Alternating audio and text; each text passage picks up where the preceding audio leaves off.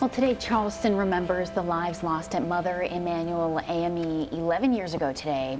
Throughout the day, there will be prayer services and a Bible study there at the church this evening. And not only are we remembering their names, we also honor the lives that are left behind. This morning, we're joined by Camryn Singleton, whose mother is Sharonda Coleman-Singleton.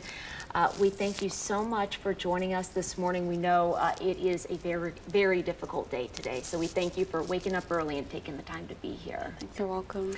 Tell me what's going through your mind today. I know you were so young when this shooting happened, and you lost your mom. Yes, it has been 11 years. I was 15 when it happened. I'm 26 years old now, and something that's on my mind, it's been recovery, this whole time. A poem that comes to mind is, and when we speak, we are afraid our voices won't be heard or welcome, but when we don't speak, we are still afraid. So let us speak, knowing that we were never meant to survive. So I'm so grateful to be here because there were so many times that I was silent, and I'm 26 now, and I feel like I have the mindset to speak because we were also affected, the families, the community, the unity that was showed. We always remember the forgiveness.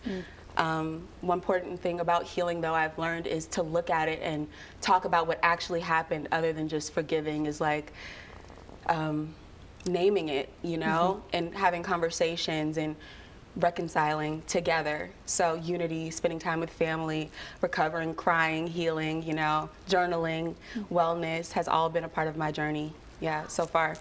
Your mom, she was the head coach at Goose Creek for Yes, the Goose Creek High girls. School. Yeah, the track and field team. They've had awards, meets named after her.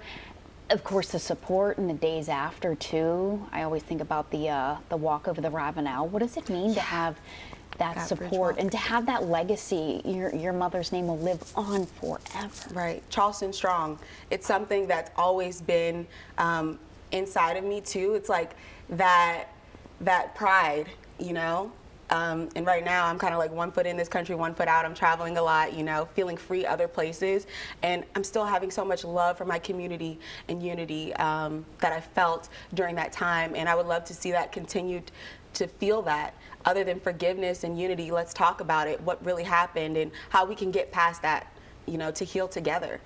Yeah. In terms of your mom, we've spoken with your brother, Chris, a lot over the years, an accomplished author, a former pro baseball player. So proud of him.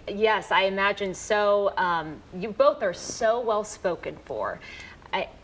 It's a reflection of your mom and how she raised you. What kind of memories pop into mind? I know when you think of your mom, of course, this day is difficult, but you live with these memories year round, and you will for the rest of your life. Share some memories you had with her. And grief is so not linear. One thing I'm important for and grateful, one thing that's so important and grateful is the memories that I did have with her, even though I did only have her for 15 years. So I was looking through pictures, and she was, of course, a sports fan. My brother played baseball at all of his games, basketball too. My little brother, me too, I played rec. But just seeing her cheer, she was always the biggest cheerleader, cheering for everyone, her students, because she was also a speech therapist. That's why I don't know what else to do now but to speak, because she helped so many people communicate and help them be heard. So that's how I'm honoring her right now. And yeah, so her helping people and just the stories that they tell me, like, oh, I knew your mom. I didn't even know you knew my mom. And just off the strength of you knowing my mom, you love me. So yeah, memories like that.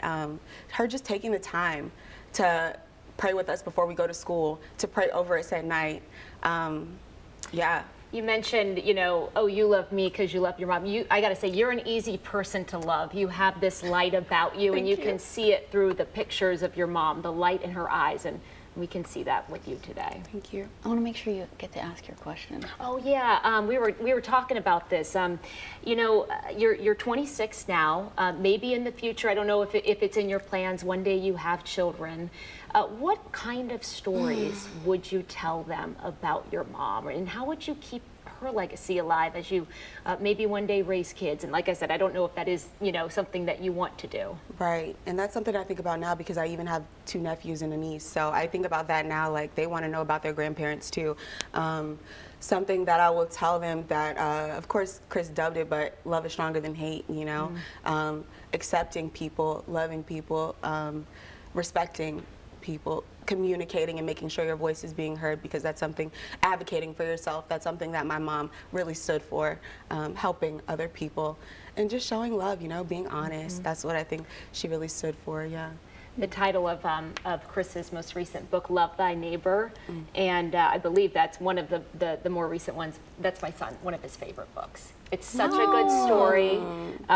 We got to get you that copy too, so you can read it to your son. That's very cool. Such a good message your family continues to share and will share for the future. Thank you. Thank you so much for being with us today. You You're in for our having me. hearts today. Yeah, thank you so much, Camryn. Stay with us. We have a lot more.